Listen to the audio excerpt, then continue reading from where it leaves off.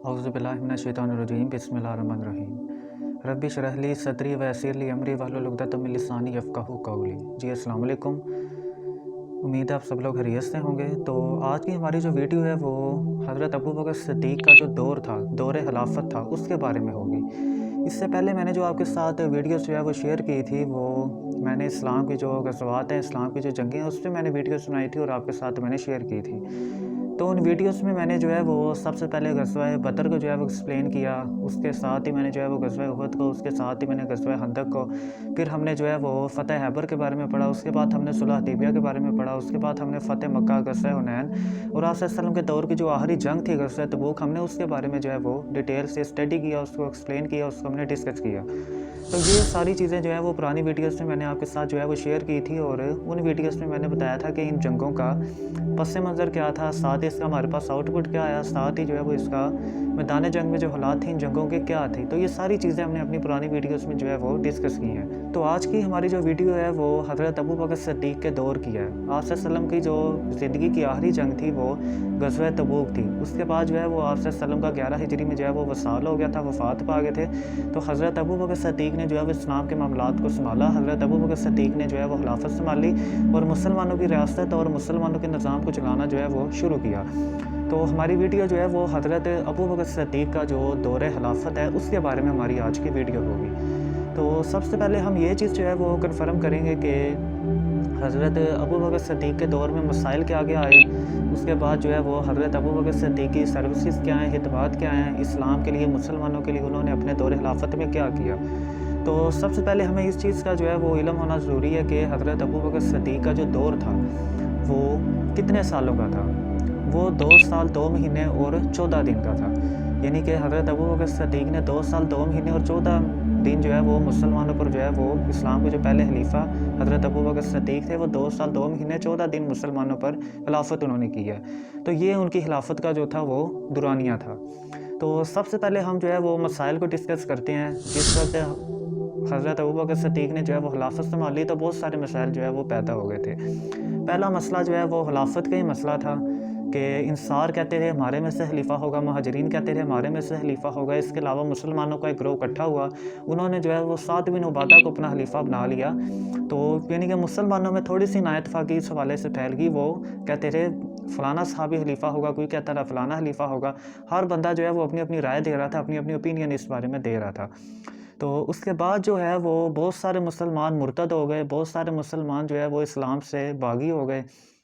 तो सुहेल बिन अमर जिन्होंने सुलह हुदैबिया के मौका पे जो है वो शराइत लिखी थी, वो उसके बाद जो है वो मुसलमान हो गए थे। तो उन्होंने जो है वो मुसलमानों को इस मौके पे मुसलमानों को समझाया, मुसलमानों को इकट्ठा किया और मुसलमानों के सामने जो है वो एक खुतबा दिया, एक जो है वो तकरीर की, जिससे जो बहुत सारे मुसलमान हैं वापस इस्लाम की तरफ आ भी गए थे। तो सुहेल बिन अमर का इस बारे में जो है वो इस हवाले से जो है वो बड़ा एक अहम रोल है। उसके बाद जो है वो ज़कात का इशू आया। ज़कात का इशू ये आया कि बहुत सारे लोग कहते थे हम हज़रत अबू बकर सिद्दीक़ को ज़कात नहीं देंगे, हमारा एक अपना लीडर हम बनाएंगे, ज़कात वगैरह हम सारी इकट्ठी करेंगे, उसको हम ज़कात दिया करेंगे। क्योंकि आप सल्लम के दौर में ये होता था कि सारे लोग जो है वो ज़कात आप सल्लम को देते थे, वहाँ से जो है वो बैतुल माल में सारा माल जाता था और मस्कीनों में, गरीबों में, ज़रूरतमंदों में वो माल जो है वो तकसीम होता था। यहाँ पे लोगों ने अपनी राय बदल ली, वो कहते रहे हम अपना लीडर बनाएंगे, उसको ज़कात देंगे, वो जो है वो मुसलमानों में तकसीम करेगा। तो इस हवाले से भी बहुत सारी नाइतफाकियाँ जो हैं वो उम्मत में पैदा हो गई।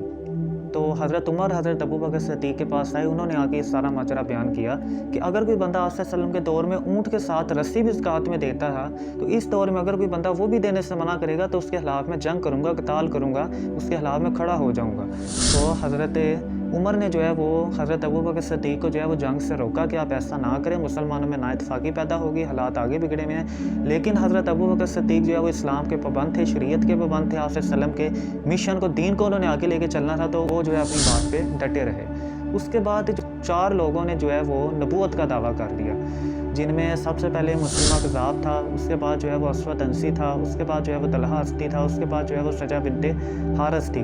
तो इनमें से मुसलमा कज़ाब जो है वो 40,000 का लश्कर लेके उसने मुसलमानों पे हमला भी किया और मुसलमानों की तादाद जो है वो 13,000 थी। तो खालिद बिन वलीद ने जो है वो उस टाइम जो है वो सारे मामलात संभाले और मुसलमा कज़ाब को जो है वो शिकस्त भी दी। इस जंग को जो है वो जंगे यमामा भी कहा जाता है। तो اس کے بعد جو ہے وہ مسلمانوں کے پاس ایک ایریا تھا جس کا نام تھا ہیرا. تو ہیرا کے ساتھ ہی جو ہے وہ پرشین امپائر جو ہے وہ ساری ہیرا کے ساتھ ہی جو ہے وہ بات تھی. تو پرشین امپائر کا ایک بادشاہ تھا جو پرشین امپائر کے انڈر کام کرتا رہا جس کا نام تھا یزدگرد. تو یزدگرد جو ہے وہ اس ٹائم چھوٹا تھا, تو یہ ساری حکومت وغیرہ جو ہے وہ پورن دخت ایک وہاں کی بادشاہ تھی, اس نے جو ہے یہ ساری حکومت وغیرہ سنبھالی ہوئی تھی. تو انہوں نے جو ہے وہ مسلمانوں پر حملہ کرنا شروع کیا, ان کو تنگ کرنا شروع کیا, پریشان کرنا شروع کیا. مسلمانوں کے بہت سارے جو ہے وہ وہاں پہ بندے مارنے شروع کر دیے. بہت سارے مسلمانوں کو انہوں نے جو ہے وہ ہیرا میں آ کے جو ہے وہ شہید کیا. تو وہاں کے جو سردار تھے جن کا نام تھا مسنا, تو مسنا نے جو ہے وہ حضرت ابوبکر صدیق کو خط لکھ کے ساری صورتحال بتائی. تو حضرت ابوبکر صدیق نے خالد بن ولید کی جو ہے وہ زیر نگرانی ایک لشکر, خالد بن ولید کو چیف بنایا, خالد بن ولید کو لیڈر بنایا, اور ان کی زیر نگرانی جو ہے وہ ایک لشکر جو ہے وہ ہیرا کی طرف روانہ کیا. تو ہیرا میں جو اس کے ساتھ ہی جو پرشین امپائر آباد تھی وہ لوگ تھے کہ جس ٹائم جنگ میں جاتے تھے تو اپنے ہاتھوں میں اپنے پیروں میں جو ہے زنجیریں وغیرہ جو ہے وہ یہ چیزیں پہن لیتے تھے تاکہ جو ہے وہ واپس یا تو لڑیں گے یا تو مریں گے. تو ان کے ساتھ جو ہے وہ حضرت خالد بن ولید کا اور باقی مسلمانوں کا ان کے ساتھ مقابلہ تھا. یہی وجہ کہ اس جنگ کو جو ہے وہ جنگ چین بھی کہا جاتا ہے اسی وجہ سے. تو خالد بن ولید جو ہے وہ وہاں پہ پہنچے, انہوں نے مسنا کے ساتھ مل کے جنگ لڑی اور خالد بن ولید کو اس جنگ میں فتح نصیب ہوئی. تو اس کے ساتھ ہی جو ہے وہ ایک طرف پرشین امپائر تھی, ایک طرف جو ہے وہ رومن امپائر نے بھی مسلمانوں کے کچھ ایریاز پر قبضہ کرنا شروع کیا, مسلمانوں کو تنگ کرنا شروع کیا. تو حضرت ابوبکر صدیق نے جو ہے وہ رومن امپائر کے خلاف جو ہے وہ 2 یا 3 آرمی جو ہے وہ تیار کر دی, جن میں سے جو ہے وہ ان کا چیف ابو عبیدہ بن جرح کو بنایا. اس کے ساتھ ہی جو ہے وہ عمر بن عاص کو جو ہے وہ بنایا. عمر بن عاص نے آگے جا کے جو ہے وہ مصر کو بھی فتح کیا تھا. وہ حضرت عمر کے دور میں جو ہے دور کو جو اب ہم اسٹڈی کریں گے اس میں جو ہے وہ ہم یہ چیز پڑھیں گے. تو عمر بن عاص کو ابو عبیدہ بن جرح کو حضرت ابوبکر صدیق نے آرمی کا چیف بنایا اور ان کو جو ہے وہ رومن امپائر کی طرف بھیج دیا. تو وہاں پہ جو رومن امپائر کا بادشاہ تھا وہ 2 سے 2.5 لاکھ کا لشکر لے کے وہاں پہ آ گیا. تو مسلمانوں کی تعداد جو ہے وہ 40,000